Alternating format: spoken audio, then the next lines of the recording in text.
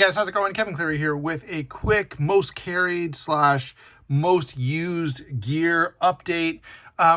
It's been a while since I've done one of these. I always say I'm going to try to do them more regularly, and then I do that for, a little while, and then I kind of forget about it. But also, it's just been really, really busy lately. I've had a lot of stuff on the go, and if you watch my videos regularly, you know that I haven't been posting as often as I normally do. Anyway, I thought I'd do a quick rundown of stuff that I find myself using quite a bit. First of all, the WorkSharp guided field sharpener. I keep one of these in the various bags that I have. I've got a couple, and I put one in my work bag and one in my sort of backpack outdoor bag, and I switch them out depending on what I'm going to be carrying. I keep one of these around most of the time just because I find it so useful, not only for my own knives, but for other people's knives. A strop. Again, one of the benefits of having some nicer knives is they hold their edge really, really well. And oftentimes when it comes time that they're getting a teeny bit dull, they don't need a full sharpening, just a quick strop will fix it up. And so, or if I do something with a knife and I think, oh, that might have messed up the edge, I'll check it. And if it's not still whittling hair, if it's not popping hairs off my arm pretty easily, I'll touch it up here before and that keeps it going for quite a long time, in fact. Finally, a little bit of KPL. Any of the knives, I have a sort of a knife storage shelf, and anytime I get something out that's been on the shelf for a while, I tend to check the action, see how it feels, clean it up a little bit, and give it a little bit of oil. So all of those get used with a high degree of regularity, and so normally I don't do that, but I thought I'd throw them in this video just for a little bit of variety. Let's go ahead and get back to knives and flashlights and all that fun stuff, starting with this knife right here. This is the Cold Steel Voyager drop point in large. And I have to tell you, there's a little story that goes along with this video. I forgot this in a backpack, and it got a little bit damp and sat out for quite a long time. And when I found it, I was like, oh, that's where it was. And in order to get this back to proper functioning, I had to fully take it apart. There was some corrosion in there. It was quite a bit of a mess. And after all that work, it was kind of like, it reminds you that you ought to appreciate your gear. And so I have ended up carrying this for, about one day a week ever since I went through a bunch of effort to sort of get it back to the level of functionality that I want it to have. And so this has actually been in my pocket a fair bit. Thinking of big, heavy stuff, I want to touch on a couple of watches. There are a couple here that I've worn with a little higher frequency than some others. And so one of those is going to be the Victorinox Inox. I really, really enjoy this watch. It's a little heavy, it's a little unruly, but I tend to like bigger watches. And so this just really, I find it looks really nice. It's easy to see. It's comfortable once you're a little bit used to that weight. And so I find myself wearing this an awful lot. In keeping with that theme, we'll take a break from watches in a second, but here's the other watch that I wear a whole lot. In the winters, I ski patrol part-time, and so I want to have a watch I can take a quick glance at, one that I don't have to worry about, and one that is very comfortable for the long term. And so I find this really, really good. Again, it's big. I like big watches. You'll notice that as a bit of a theme, but it's very, very lightweight. I really don't notice when I'm wearing this. I just find it so, so comfortable. That does bring me to one more watch, and then we'll take a break from watches. This is the Garmin Fenix 8 AMOLED. And I have been wearing this quite a bit, and I really, really enjoy it. You can see it shuts off there. One thing that's great about this, it has all the functionality of a typical smartwatch, but the battery just lasts forever. So I charged this a week ago today to 100%. It's at 80% now. And so it very much seems to be on pace to hit their, I think they say like 28 days or, it's a pretty high claim that they make. And so far it's holding on. So I've got to give it a lot of credit. I will do a bit of a video discussion of this watch. It won't be a full review because I'm not going to get into the technical specs, but I will talk about it as from the user experience standpoint and kind of go over some things, what I like and dislike, and hopefully give you some information to see whether this is something you'll be interested in. Okay, let's get another knife out here, one that, again, you're probably familiar with. Here is the Riot XFPL or PLXF, I'm sorry. This knife I've reviewed recently and kind of told the story of having to clean it up and get it working the way that I want it to. And I have to say, the thing that I didn't notice, or that I didn't expect, I guess, from that whole that whole process with this knife, was by the time I was done cleaning it up and lubricating it, the action was so improved that now it's just so much snappier and so much more enjoyable, that it went from a knife that I was sort of, I like the design, I like the feel in hand, but I was, not overly exuberant about, to a knife that now I really enjoy. It's gotten so much more fidgety. The action is so much more satisfying. And then when you take it in hand and go to do something with it, it feels so good. So because of all that, it's kind of reminded me, or it's kind of raised this knife in my estimation, so that now I'm carrying it and using it a little bit more than I did even before I went through that process of cleaning it and getting ready for the review. What else have I got here? So let's do a couple of Spydercos at the same time. You guys know I like those large knives, and these two get carried quite a bit.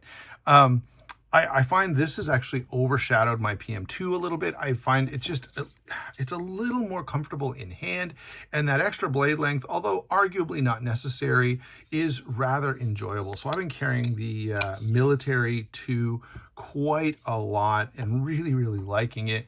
And of course, an aggressive Wharncliffe with an aggressive hollow grind.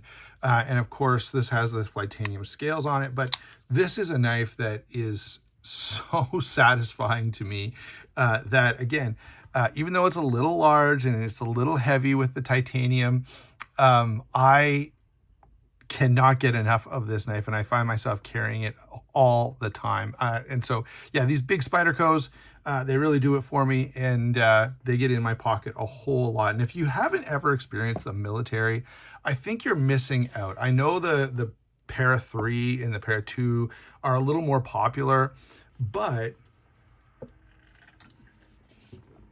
especially if you like larger knives, this is just so enjoyable. It's comfortable to carry. You don't really even notice that you have it. And yet if you need a substantial folder, man, this is very substantial. This, of course, you're going to notice a little bit more in the titanium, and of course it's thicker as well. So this is a little more noticeable to carry, but that's a sacrifice I'm happy to make, more than happy to make. Let's talk a little bit about flashlights. These are oldies but goodies. This is the Olight Arcfeld, the original. I need to pick up a Pro because I love this so much, so a little extra brightness, a little more battery life is a welcome upgrade. And then the EDC 27 from Nitecore. The other thing I should say while we're talking about lights is go over to Thunderbird Gear. Steve has a bunch of great lights over there, and I don't get to buy a lot of knives. Steve carries higher end stuff, and so I know probably some of you are like, oh, I don't want to spend that much money. There's no $100 budget stuff over there. But that's not true. He's got a bunch of budget flashlights that are, fairly reasonably priced, that are also very nice. So, and this is one of them. I think these are like $130. This is my favorite flashlight I've ever used by a pretty significant margin, and I've used a ton of flashlights, but this is so bright, so easy to carry, so easy to use, holds a charge for such a long time. It's just fantastic. This I still carry. It's got that nice low profile, so on times when I'm maybe don't want to have as much of an over encumbrance, I'll carry this instead. I find this, between these two lights, this is essentially all I'm carrying for lights at this point. I don't carry the others all that often anymore. Let's switch out to a budget knife. This is the Civivi Hyper Pulse. I've done a recent first impressions on this. But I don't know if that'll post. I think it'll post before this video, but don't let the timing of the video post fool you. I'm probably, I've been probably carrying this around for 2 or 3 weeks now. And It'll be even longer than that by the time this video posts, but I really enjoy this. It's lightweight. The action is phenomenal.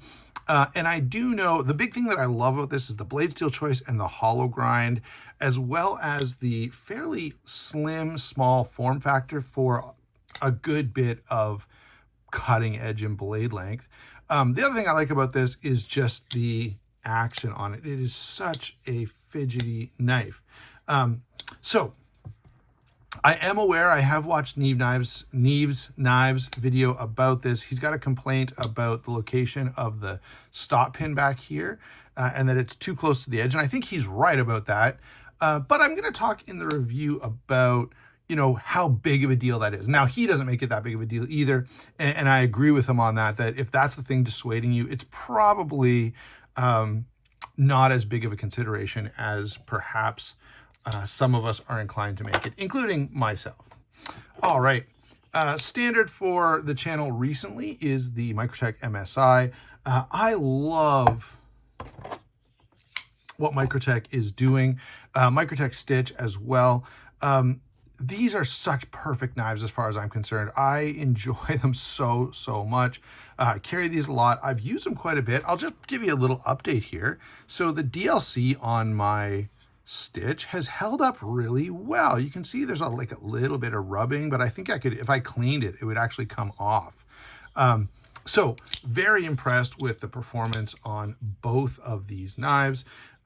Both of these I really enjoy. It would be hard pressed to say which one I like better. No, I wouldn't. I kind of like this design a little more. It speaks to me a little more because of the history of it and because of how long I wish that this thing existed.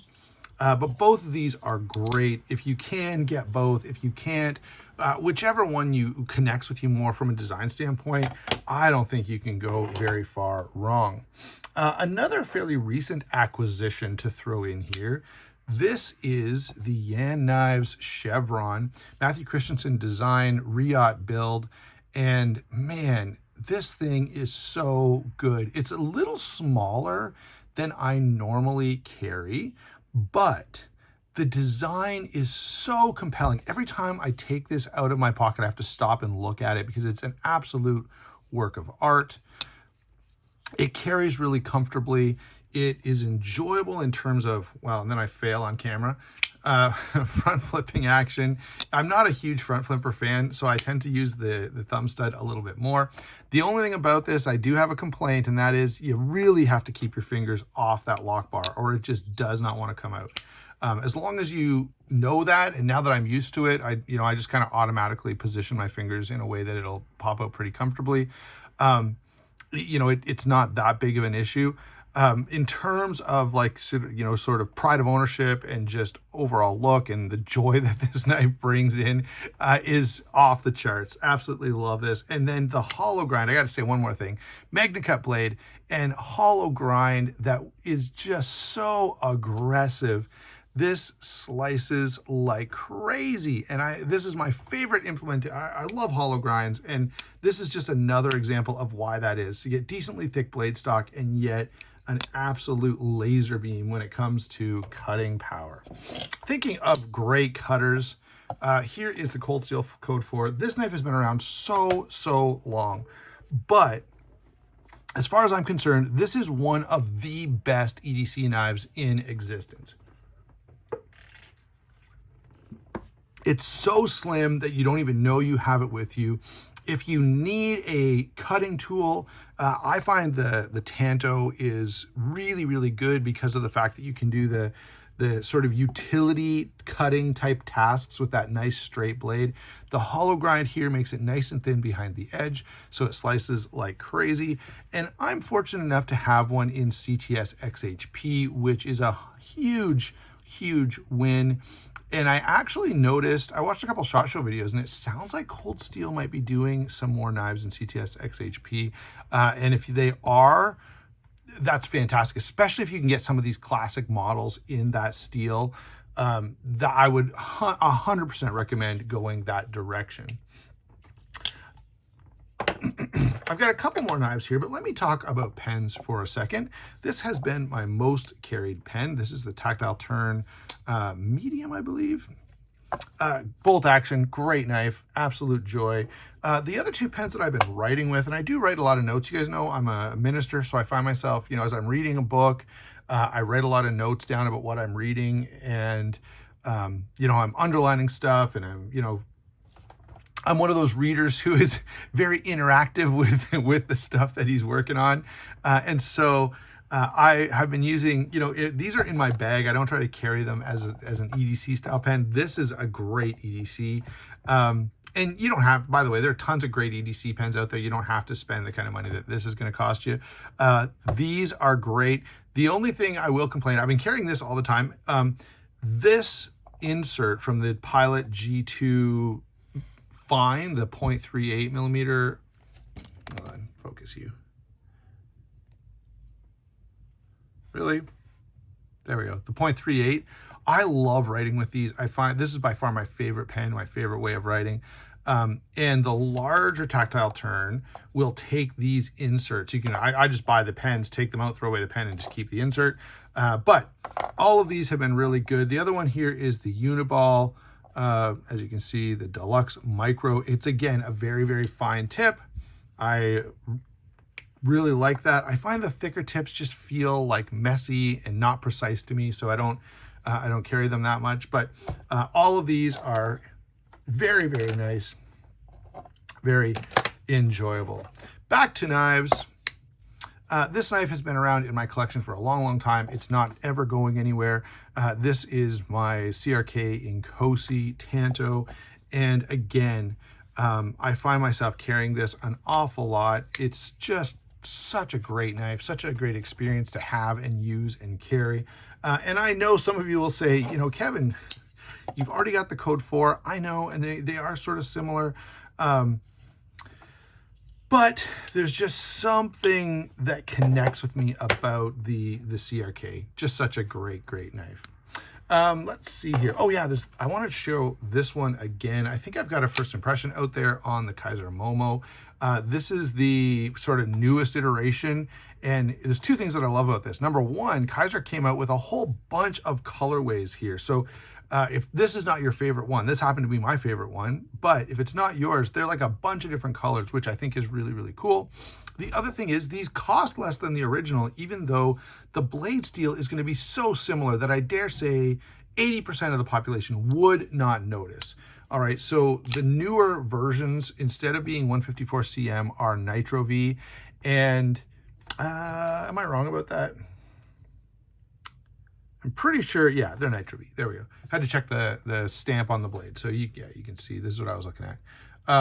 So yes, they are Nitro V. This is a little bit slim for me. That's the only thing, but the design is absolutely gorgeous. The utility on this is off the charts. So I do really, really enjoy it. Again, I would wish, and I know this is a trend right now, and it's not a trend I love, but there's this trend toward really, really thin blade stock all the time, and I don't love it.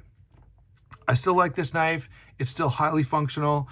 You just have to be a little more aware, right? Something like this, where it's a more robust blade, you kind of go, whatever I've got to do with this knife, even if it's something I probably shouldn't be doing, I'm pretty confident that it's going to handle it. The same is true of this. The same is true of this. Where a knife like this, you really have to modify your uses and go, okay, I've got to treat this with kid gloves when I'm using it and carrying it. One other knife that you don't have to treat with kid gloves, and that is another cold steel, the AD15. Back when I made initial videos about this, I made the claim that this was the best thing that Cold Steel had done, this and the AD10. I still stand by that. If you're only ever going to own one Cold Steel, probably the AD10.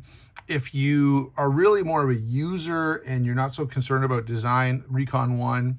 And then finally, if you're really concerned about design and you don't want to sacrifice utility at all, then the AD15 is a great option. Andrew Demko is such a great designer, and this is an absolutely phenomenal knife, and it's so cool. I feel like you know, this is one of those knives where when I pull it out in a public place, people are like, what is that? And they actually want to see it. They'll be lifting up the lock bar. They'll be like, this is such a compelling design that even still, you know, what are we, 5 years later or more, something like that? Sorry, I said these were carried and used. And so, yeah, this one's been used. I got a bit of gunk on it that I need to clean off. Nonetheless, great knife. Absolute joy to have this around and in the collection, and especially in my pocket. I have one last knife to share that I've been EDCing quite often. We might say last, but definitely not least, and that is the Stang Bladeworks Boardwalk. This is such a great EDC fixed blade. It feels great in hand. It does all the things I ask it to do and does a great job of it. And the big thing about the reason we don't carry fixed blades, right, and because the reason folders are such a thing is a fixed blade can't fold down and be compact and comfortable to carry around. But in this configuration, especially with the modification I asked Seamus to make to this sheath, this, I can carry it anywhere. I never even notice it. I can go all day in and out of the car, do whatever I want to do, you know, work at my desk, you know, lay down on the couch for a nap, get up, go in the car somewhere, have this on my belt and do not notice it the whole day. And so that's the best thing you can get from an EDC fixed blade, and this really, really delivers. Now, I've had a few others that have been very good as well, and it looks like there's some interesting fixed blades coming up here lately from Blade Show that might try to fill a similar role, but this is truly excellent. And of course, it's also made by Derek, who does a great job. So guys, there you go. That's what's been in my pocket, the most been on my wrist, the most been, you know, bouncing around in my bag and all of that good stuff. I hope you enjoy. Any questions about this, don't hesitate to comment down below and ask me any questions. I do also, I'll have full reviews on most of this stuff. If not already, they'll all be coming up pretty shortly. Thanks a lot for watching. We'll talk to you soon.